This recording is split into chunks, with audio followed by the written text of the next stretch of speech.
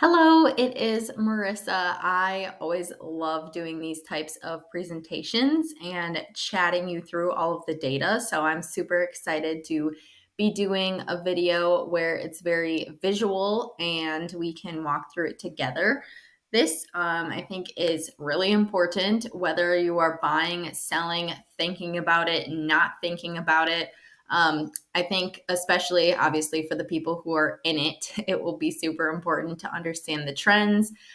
But even if you have someone you know, I'm sure there's someone you know in your life who is either in the process right now or about to be soon, or they maybe just bought or sold a house. And it can be a little bit difficult to understand the trends and the craziness that we have going on. So I hope that I can just be a valuable resource for anyone and everyone. So let's jump in. This is for the Fox Valley real estate market, and we are going to be chatting through a couple of things, including list price versus sold price. I think this is super important to look at. This says so much about the market and how fast-paced it's moving, how competitive it is. So we're going to look at in Outagamie County and the Fox Valley in general. We're going to look at what homes were listed for and then what they sold for, and just kind of compare the two. We're also going to look at days on market, which is another huge indicator of how competitive and how fast moving the real estate market is. And then we're going to chat through some inventory, which I'm sure you've heard of, that we have been having inventory issues for a while now. So we're going to give an update on inventory. I cannot even explain how many price changes I have seen in the past month or two. So we're going to talk a little bit about price changes as well. And then everyone's favorite topic, interest rates. We're going to talk about the trends, where they're at, what's the average interest rate today. So I'm excited to hop into that. And then we're going to talk about tips for buyers and tips for sellers. So you might think that, I only have tips for buyers in this type of market, but we are definitely starting to see a shift, which I feel like the Fox Valley and Wisconsin in general was a little bit late to this. We thought that things might be shifting at the beginning of this year and towards the end of 2022. We really thought that things were going to slow down considerably, and they did for a little while with the rise in interest rates from about 5%-ish to about 6%. And then once I think people realized that, hey, this is kind of the new normal, then they started getting back into the market. So we haven't really slowed down, but I definitely have seen a change in the past month or two. So I just wanted to hop on and talk through all of these things. And I am excited to share all of this info with you. And this is pulled straight from the MLS, straight from, I believe I took it from Freddie Mac, the interest rates information, and I pulled everything literally straight from MLS. So this is pure data. So super excited. Let's hop in. List price versus sold price. So in this scenario, we were looking at single family homes, since this is the type of buyer seller that I most typically deal with. And I think it's the most common, single family. So in 2022, we are looking right here at, I don't know if my pointer is showing up, probably not, but I have a couple of things circled. So you will see a 100.92% and you will see a 101.7%. So in 2022, if we're looking at what a home sold for versus what it was listed for, it was selling for 101.7% of the list price. And then in 2022, or in 2023, excuse me, we are seeing 100.92%. So that number actually has dipped down a little bit, which means in clear terms that homes are starting to sell a little bit closer to the list price rather than a lot over list price. Don't get me wrong, this number is still 100%. We are not dipped under that 100% yet. So homes are still kind of selling for at list price, if not above list price. So that's what you're going to be seeing in the market right now. And then if we look at 2022, we have an average list price of $265 about, And then average sold price in that same year was about 270. So that's about a $5,000 difference if we're looking at it that way. And then 2023, we saw an average list price of 290 and then an average sold price of 293. So the list prices and overall pricing continues to go up. Homes continue to appreciate. So we are definitely seeing that. However, it is looking like on average, maybe a little bit less over list price if we're looking at sold price. And then I just find it so interesting because if we're talking in terms of trends, we see that this red line is the previous year and the blue line is the current year. Now you can look at, I believe you can look at either one of these graphs. Actually, they're a little bit different. They are a little bit different. Sorry, I'm stumbling over my words. Anyways, they are slightly different, but what you will notice is that the trends are quite similar. So if we're looking at October 2022, we can see that kind of dip down into the winter months. And then when spring and summer come back, we are seeing homes go up again in list price, and then we're kind of seeing them teeter down into the fall. So it is going along with the trends. This is, 2022 and 2023 on the same graph, and we are seeing similar trends this year that we saw last year. Next, list price versus sold price. So I pulled a bunch of homes from Outagamie County in the last 30 days that have sold, and these are all of them. I kept it under 400,000 because I wanted it to be close to the average price point for our area. So I didn't want to just grab everything. So we have 400,000 or less. And we are looking at the list price versus sold price. So right here in green, I have the list price, average list price in Outagamie County for the past 30 days was 253, and then average sold price was 261. So that was about 103% difference. That's a little more than that 101 and 100% that we saw in the previous slide. So we are still seeing homes sell for more than list price. And then the average days on market was 52 days, and the median days on market was 42 days. So this is pretty similar to what we've been seeing over the past couple of years. Obviously, if days on market are less, that means that the home has sold faster. And if days on market are longer, then that means that the home took longer to sell. So that's why that is a very important factor to understand and know and look at data-wise. Okay, and then I pulled in under 200,000. This is the tight spot. If you know anyone who is looking for a home right now and their budget is 200,000 or less, join the club. There are a lot of people out there. And so I pulled all of these numbers of recently sold. This is the last 30 days. Let's keep in mind. So this is super recent. So average list price of all of the homes under 200,000 in Outagamie County was 165, which is actually lower than I would have expected. And then average sold price was 178. So that's a little more than a 10 grand difference.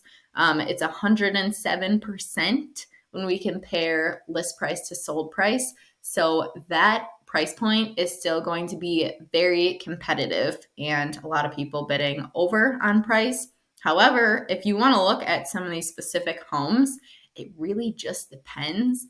I know that is like very cryptic and it's like, seriously, like I wish I could just tell you like this is what it is, but some of these homes just depend. Like we'll see listed for $199,900 and it sold for $199,900.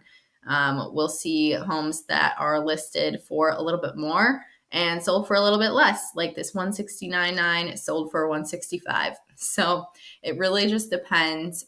We will get to pricing and price changes and tips for sellers coming up. But I think one of the big things is pricing the home accordingly. Otherwise, it definitely still has the potential to sit based on the condition. Buyers are getting picky, as they should, with the rise in interest rates. And they are needing the condition to be up to par with the price. So Pricing, super, super important right now. All right, let's move on. Days on market. So days on market is trending back upwards. This is in line with the historical trends that we are seeing. Again, the red line is previous year, a blue line is current year. So we are seeing that same wave that we've always seen pretty much. And we can see that around August, they kind of tick up a little bit more. So homes are sitting on the market a little bit longer at the end of fall and then going into winter. All right, so then inventory and units sold. So this graph is units sold. Again, we have similar trends. Spring and summer is considered a hot time for the real estate market. So this graph coincides with that. And yeah, let's look. So we've got October 22 to September 2023 units sold. And I believe this just pulled from the entire Northeast Wisconsin MLS. This is not just Outagamie County. So that goes along with the days on market slide that we were referring to before. And any slide that looks like this pretty much is going to be Northeast Wisconsin. So we had about 8,900 units sold from October 2022 to September 2023. There were quite a few more in the year before that, 2021 to 2022. We saw about 11,500 units sold. So that is decreasing. The number of units sold has gone down quite a bit. And then we also have these slides for inventory, which were pulled specifically for Outagamie County. So I find this very interesting because it actually split it up between 2 bedrooms, 3 bedrooms, or 4 or more bedrooms. So we can look at the supply of inventory there. It's looking like 3 bedrooms is actually the tightest inventory at 5 months compared to 6 months for the rest of them. I also found that quite interesting as well because 6 months is considered a balanced real estate market. So based on this data, it is looking like we are somewhat close to balanced. It also has the list to sell ratio on here as well. So we are seeing less than 2 bedrooms, which would probably be the 200,000 or less price point, is going to be 106% list price versus sold price. We can see that right there too. Average list price is 175 for a 2 bedroom or less, and average sale price is 186. And then when we would look at a 3 bedroom, it is 284 list price versus 293. 4 or more bedrooms is a 383 list price and a 388 sold price. So definitely the higher up in price point you get, the less it is selling for over list price, and vice versa. The lower we get in price point, the more drastic it's getting, the more competitive it is getting. And then we also have this graph down here is just in terms of listings, new versus sold listings. So it just literally drops right off in September 2023. I'm not sure if they just don't have the data for that at this point, but we can kind of see like a wave going on. And it looks like it's about every 2 months or so that we have something kind of recorded for it. So it's kind of been going in a wave. I wish I had a bigger graph of this because it only goes back until 2020. But it kind of looks like inventory was, for the most part, pretty steady in Outagamie County for the past couple of years. Alrighty, so then price changes. I literally just pulled this up today. This is the market monitor on our MLS, and I can't really tell you exactly what the average of what I've seen would be, but when I saw 101 come up for price changes, I was like, wow, that seems really high compared to what I'm used to seeing. And then I also took this screen recording from my phone the other day. If it wants to play, I guess it's not going to play. Maybe if I click the next. Nope. Okay, well, I apologize for that. My video is not going to play. However, I have a custom search set up for myself. So it's kind of a just for fun search. It kind of goes around different areas in the valley. And I was scrolling through and I have seen just a ton of price changes lately. So again, we're going to get to that in a second. But I'm sure you can put the pieces together that homes are being listed maybe a little bit too high and buyers are catching on. They are not willing to pay more than the home is worth. Um, when I meet with someone for a listing, typically when they say they want a certain number and it's more than the data is showing, I like to explain to them from a buyer's perspective that a lot of buyers in the past couple of years and even recently are thinking, okay, I'm not going to get this house unless I go at list price or over list price. So if the home already is overpriced from the jump and they're like, okay, I really don't think that I can make this work. I can't compete. Like, I can't go much higher. Like, let's say that their budget is 215. So they've been looking at homes that are around 190, 200, and then you go and list this house for 215 that is of similar condition and criteria of the homes that they're looking at. They might look at that home and think, wow, like I really can't swing that. I can't go more than 215, so I'm just not even going to look at it. So that's why it's so important to look at the comps and see what we're working with in the market and price accordingly, not price low. Let me get that across as well. There are some agents who maybe price purposely low, and I am definitely not one of them. But we need to price according to the data. So not too high, not too low, right in the middle, right on the bullseye. So I specialize in that, and I would be happy to help you find the right price point for your home. All right, let's talk interest rates, everyone's favorite topic. So this is 2022 to 2023, so October to October. I was actually quite shocked when I looked at this graph, and this is average mortgage rates. So obviously your credit score and your financing info is going to depend on what interest rate you are going to secure. However, we're just going to look at the average rates for reference. So last year, I actually saw it was around probably like 6.8, 6.9%. Is that first circle. And then we look at where we are today. And this was, again, literally just pulled from today. And we are seeing about 7.5% for a 30-year fixed rate mortgage. This is Freddie Mac. Fannie Mae also supplies a lot of the mortgages in the industry. But we're looking at Freddie Mac for all of these so we can do a smooth comparison across the board. This next slide is going to be a little bit shocking. So this is when we had the super, super low interest rates and everyone was going crazy. Now people say I can never leave my home because I have a 3% interest rate. This is exactly what they're talking about. In 2021, pretty much for the entire year of 2021, we saw those extremely low interest rates. So that's this first circle right here around the 2%. And then people were freaking out in May of 2022 when rates started to go up to 4%, 5%. They were like, oh my God, I made a mistake. No, you're still good because they kept going up after that. And that's where we see that 7.57%. We're just speaking in terms of 30-year fixed rate mortgage. But if you're curious, the 15-year fixed rate mortgage is about 6.89% today. Now this will be a little less shocking. So this is our next slide, which goes over the overall data.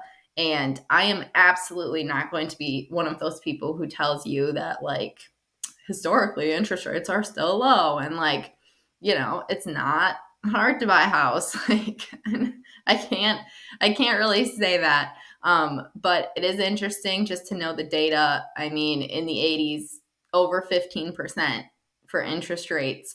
And then most recently, I would say the only time that it has been above the 7.57% was in the very early 2000s. And then you'll also see in the 90s, it was similar to the numbers that we're seeing today. But overall, since the 2000s, we have not seen rates this high. So we're sitting at about 7.57%. As far as I'm aware, adjustable rate mortgages are not too far off from the fixed rate mortgages at this point in time, but there are lots of different options for you. And I know the basics of lending, but I do not specialize in lending. I specialize in real estate. So I actually have tons of lenders who I have great connections with, and I would be happy to refer you to them. It's really just a no obligation, no pressure situation. If you just want to know where you're sitting, they can run through some numbers for you. They might not even need to pull your credit score just to give you an idea of what you might be able to afford. They aren't going to give you a pre-approval without pulling your credit score, but they can maybe give you an idea if you might be ready to buy in this market or if you want to hold off and save a little bit more money. So just wanted to share those graphs. All right, let's get into my tips. So tips for buyers. Obviously, get knowledgeable experts on your side. You want to have a knowledgeable real estate agent who can navigate this market with ease.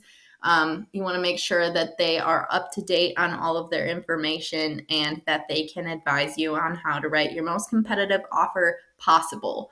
That also includes lenders. You want to have good lenders in your corner, and real estate agents can always refer you to great lenders. We have very close relationships with lenders, and I do not personally recommend anyone that I wouldn't use for myself. So you can trust in my recommendations, and if you do ever have any issues, let me know. But anyways, have your lender run a monthly payment estimate for properties that you're interested in. This was one of the number one things that me and Max did when we were house hunting.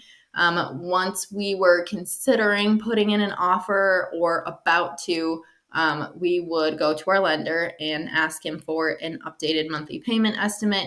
They can also give you a fee sheet for an estimate of the amount that you have to bring to closing. Sorry. So if you want to know like the full amount that you have to bring to closing, including your down payment and your lender and title fees, they can give you that as well, just to make sure that you are super good to go. You might be pre-approved for more, but you might want to stay in a certain monthly payment range. So that is why it is so important. I recommend that to absolutely everyone, because there are just things that you don't think about that you will have to pay for once you have that mortgage and once you're in your home. Make sure you get your pre-approval updated. So your lender should be checking in with you regularly, but if they're not, make sure you get that pre-approval updated, especially before you submit an offer. The last thing you want is to get to a few days out from closing and find out that you can no longer get a loan for this home. And the more pre-approved or the more updated your pre-approval is, the better in the eyes of the seller, the listing agent, the buyer's agent, just everyone. We want to make sure that your information is up to date and that you feel fully confident about going into this purchase. Next is to keep your options open and your search broad. So when I set up a search, people might tell me that I want this amount of square footage and I want this number of bedrooms and I want this and this and this. And sometimes I just don't get any results if I put in that information. So I try to give people the most broad number of results. So I keep it as broad as possible when I am setting up their search. And it is important to be flexible and really know your wants versus your needs, and know how to differentiate between the two. Next is to house hunt when it is the best time for you to do so. So looking for a house is not the most stress-free thing you could do for yourself most of the time, although I try to make it so. But there are different, times in your life that might be better to search for a home than others. And, if it is just interest rates that are holding you back at this point, that's one thing. But if you, you might have various reasons for waiting or for buying now. But I think a lot of the things that we're seeing right now is if it's a need, people are going to move. So if it is super, super important to them and they can still afford it, they are going to make that move. So that's one of the never-ending trends: food, shelter, and water, basic needs we are always going to see people moving. And then be ready to be aggressive with offers, but don't spend outside your means or sacrifice your non-negotiables. So I think one of the biggest things is coming to price. This kind of goes back to what I said about monthly payment. Even if you're pre-approved for an amount, maybe spending that amount and offering that amount would be a little bit outside of your means. For example, me and Max were looking at a house that needed a lot of work, and we both were sitting outside the house, and this is before we lived together, so we would typically go out to eat on like Thursday nights, and that would be like the start of our weekend, and we always look forward to that. And we're sitting outside the house, and he was like, I really just don't want to, like, if we get this house and we offer on this house what it, the price that we need to do, we're not going to be able to go out for Thursday dinners. And I was like, yeah, you're right. He's like, we're going to have to sacrifice a lot if we get this house. And I was like, yeah, you're totally right. And there was even one other house before this one that we offered on, the one that I'm in. If you don't know, we bought a house a couple months ago. But anyways, there was one a couple months ago where I felt like we maybe pushed it a little too far. So my number one piece of advice for buyers when it is when you're considering what price to offer is offer a high enough price to the point where if you don't get it, you're not going to regret not getting it. You did all you can. And then also, on the same token, you need to be comfortable to the point where if you did get the house, you would not regret going that high. So finding that sweet spot and looking at your budget and working out what works best for you is very important. No one can really give you that number. Only you can know like what your other expenses are and what you feel comfortable with paying. Sellers. All right. Like I said, focus on condition and price. Price is so important right now, especially with things shifting and interest rates going up. Buyers are getting more picky. Along with that, I mean, this just is like everything about that, because we need to present your home in the best light possible. So we need to act like it is going to be so hard to sell this house. We cannot just like, slap up a picture and then it's gone the next day. That's not what we can do. So you need to get an expert to price your home correctly. Me. So I can definitely help with that.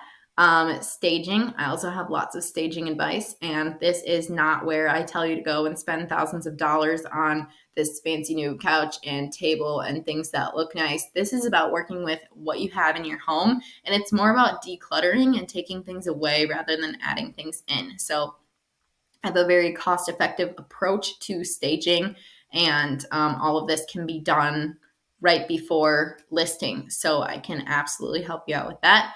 Next, professional photography, must, non-negotiable. And this is also something that I don't make you pay for. This is something that's included in my commission and my fees. I believe so strongly in professional photography. Buyers are actually, there's a stat. I have it written down actually in my seller guide, which speaking of, if you want my seller guide, let me know. I can send it to you. I also have a buyer guide. But I think it was about 50% of buyers start their search online. Well, not start their search online. That's the first step. So instead of going to an agent first, they go online and they search for homes online. And this is why listing photos are so crucial. They are seriously the first impression. Obviously, we can't have great listing photos without great staging as well. So it all goes together. Next is to be patient and flexible. Your home might take a little bit longer to sell. It might not be gone in a day or two like it was earlier in the year or over the summer. So we need to be patient and flexible with the time frame, and we need to be flexible with the offers that come in as well. We might have to counter offer a couple of times to get an accepted offer, and we might have an inspection come up. And just to let you know that buyers are getting a little more picky, and they have the flexibility to do so because they're not competing against as many buyers at this point in time with interest rates being a little bit higher. This is also, a tip from my buyer slide, but sell when it's the right time for you to do so. So you need to have time to be able to do the staging checklist. You need to be able to be away from your house for showings. You need to accommodate for pets and children. Maybe, around the school year starting, maybe that wasn't really a good time for you to sell, or around the holidays, maybe it's not really a good time for you to sell. But maybe in January, once things have calmed down, maybe that's the best time for you to sell. Maybe you don't have as much going on and you can really take the time needed in order to prepare your home for listing. So those are my tips so far. Obviously, I probably have a ton more tips, but those are the ones that I could think of off the top of my head. This video has gotten kind of longer than I thought it would. But anyways, I hope this was super helpful. If you turned me on, 1.5 speed or 2 speed, good job. I definitely will put that in the description and recommend that because you will be able to get all of the data so much faster. But I hope you enjoyed. I hope you learned something, and hopefully you feel better equipped for this real estate market. And as always, if you have any questions, I am always here for questions. I get to do this every single day, so I get to see all of the data and I get to see behind the scenes what's going on and hear other stories about listings and buyers and be in it personally. So I know a lot about the real estate market and I would be happy to share it with you and be your local expert. And don't forget, when you work with me, you feel at home. I am definitely not a pushy salesperson at all. I just want to educate the public and provide value to my clients, friends, family. So that is the whole point of this. Turn off the news, watch Marissa's YouTube channel instead. All right. Hope you enjoyed. I will see you in the next one. Bye.